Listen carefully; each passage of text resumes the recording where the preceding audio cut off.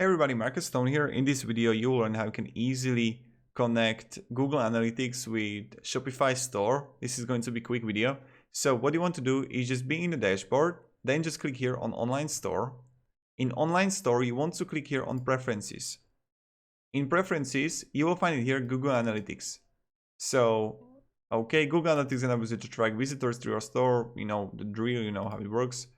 You will find it here if you need some help. So, but I'm going to show you where to find it in Google Analytics.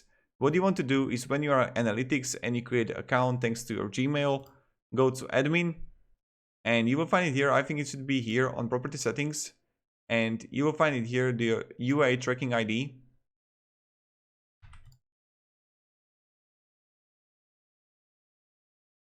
Yeah, or also this one, you need to copy it. So, just UA Tracking ID. And you got it. You paste it, or yeah, this is how we do it.